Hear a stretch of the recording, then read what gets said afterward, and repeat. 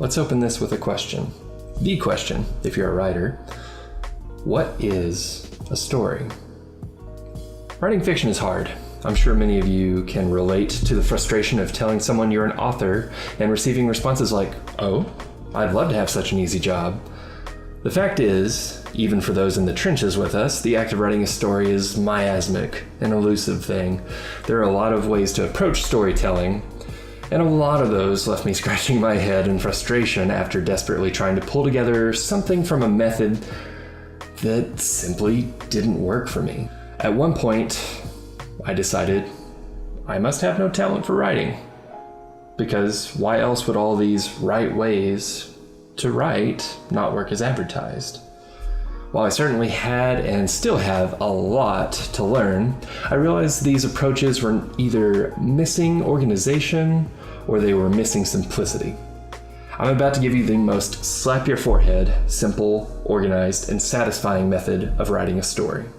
When I came up with this, I felt like I was one of those apes in 2001: A Space Odyssey, confronted with a monolith beyond my understanding.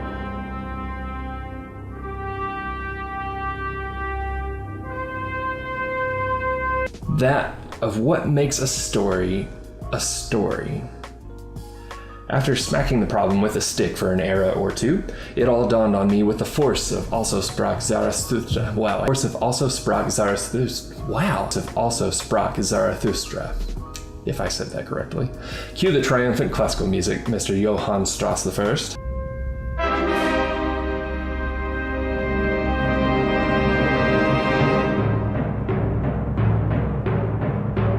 A story is 3 parts, each of which I'll explain in points to come. But for context, let's start with the most basic, functional definition that I can give you. A story is an arc that leads to a conclusion. That's it. That is the shortest definition I can give you. And in that definition lies the secret to telling great stories. This is what I call the AAA method of writing. Using the AAA method, you will create the 3 essential components of a story. In doing so, you will take the surest path to writing great stories possible. I'll break each one down and discuss what each of the 3 components contribute to a story. For the AAA method, I recommend creating each of the components in the order that I listed in this video, because each one informs the next. So, let's hop to it. Armature. For this term, I happily give credit to Kael McDonald, no relation, and not just because he has a snazzy last name. I cannot recommend Brian's books on writing enough. His approach to writing is a huge part of what informed the AAA method for me, and I think you'll learn a lot from his works. So thanks, Brian, for being an inspiration. Armature is a term I like to use instead of theme, because it comes without the prejudices and preconceptions and allows us to talk about what it really is. Your armature is what your story is about, not what happens, but the underlying message. As you practice this, you'll likely come up with something that sounds like a moral to one of Aesop's fables. Don't worry about this, because that's exactly what the morals of Aesop's fables are: armatures. They are the underlying message to each of his stories. Now, theme has gotten a bad rap because people have decided that either A, having a message will make you seem preachy, or B, that forming a theme will somehow disrupt the creative process, that it's too hard, that you should just write and let the theme come to you.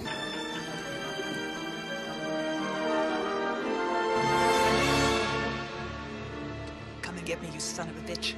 Both of these are completely off base for a number of reasons. But suffice to say, you would only have to worry about either of those if you just plain don't understand the craft well enough. It's a trap that inexperienced authors set for themselves. A good storyteller will never come across as preachy, and a good storyteller knows that putting off theme or armature will result in a weak story. As such, our armatures will be the framework on which we hang the other 2 components. It is the spine of our story, and without it, our story will fall flat and lack the ability to move. So, with our understanding of armature more clear, Let's keep it in mind as we move on to the second essential component, arc. An arc is the meaty, moving parts of a story. Arc is a great term because it also is the simplest symbol to imply movement. Imagine a curve now, just a round line, but to our eyes and minds, a curve moves. It's interesting. It's going somewhere. So when we talk about an arc in terms of story, we are talking about where things are moving.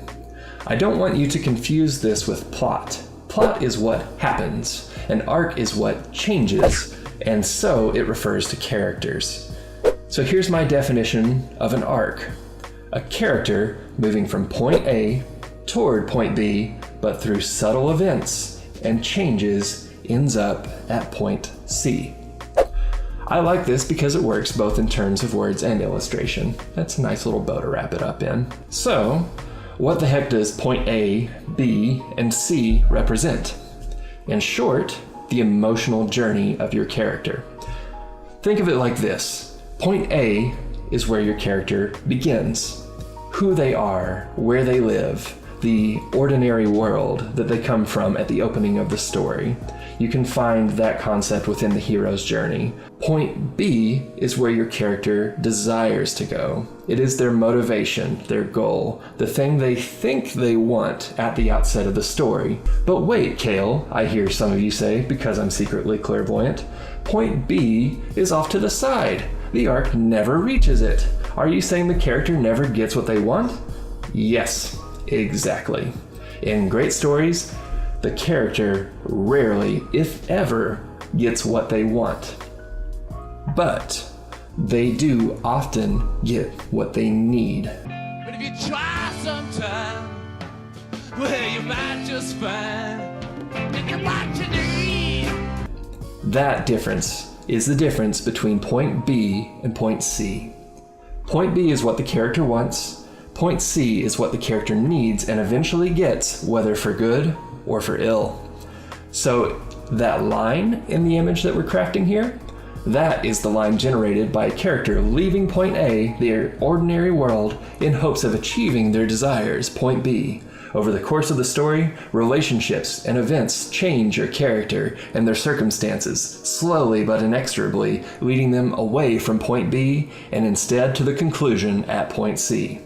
As luck would have it, this happens to produce a curved line, otherwise called an arc. There's a kind of beauty in that, I think. So, now we have one of the terms in our definition for story, right? So what about that other term, conclusion? As it happens, your conclusion could also be called your armature. That's right, armature is that important to story. Think about it. If a character goes through a change in themselves, but there was no point, no conclusion, no underlying message to it all, it would feel weak and audiences would feel like their time was wasted. Arc and armature are both pivotal to a good story, in part because they're so intertwined. Another way you could look at an armature is that it's the difference between point B and point C. Don't underestimate the power of these two together. They are very much story. Now, the combination of these first two components leads to a final essential component, which we'll go into now, acts. With both an arc and an armature, you're ready to apply your structure. Knowing your armature tells you what you're trying to say. Knowing your arc tells you what your character is going to go through. Now you'll write 3 acts to demonstrate both of those things in terms of plot. Your acts correspond to the 3 points of an arc. Hence, why a 3-act structure is the most solid and pervasive structure in all of storytelling. I'd wondered about why that was for a long time, and understanding what an arc is made this click into place for me. Hopefully you're feeling puzzle pieces connect right now too. Your arc will become your 3-act structure, all driven by your armature. Your first act sets up point A, the ordinary world, where your character begins and who they are. From that moment, Act 1 begins, your character's heading toward Act 2. The journey from point A to B makes its first subtle turn, the inciting incident, beginning the long curve throughout the story to Act 3, or point C, where your character ultimately ends up on their arc. Now, how about that? You just wrote a story. What next? Well, the great thing about the AAA method is you can continually break down your story into finer and finer sections. Take what you have here and expand on it. Break each of those acts into smaller 3-act structures. How does your character journey emotionally within point A? When you have your acts down, you can drill down almost infinitely, getting into the most personal matters of your characters. Take those new 3-act structures within and break them down into even smaller 3-act structures. Keep going over and over. Pretty soon, you'll have the tightest outline you've ever produced, and you'll no longer be feeling your way through the dark with your story. You'll know exactly what path you're walking, and now you'll be deciding what steps, leaps, or suave dance moves to take along the way. I've put the AAA method to the test with my comic project, Vigilante 2890. To work out not only the story as a whole, but for each issue. It empowered me to write better stories faster and to give me a sense of direction I never really had in writing before. I consider myself a seat-of-the-pants writer up until I came up with this method. I hope it will do the same for you, and if so, please let me know in the comments. Likewise, please click the link below in the doodly-doo to sign up for my Patreon or for my Twitch channel and join my Discord where you can get even more in-depth with the AAA method, discuss writing techniques, art techniques, and more, and provide examples and exercises that you can implement immediately into your own storytelling. So, if you're feeling inspired, let's get to it. Go write.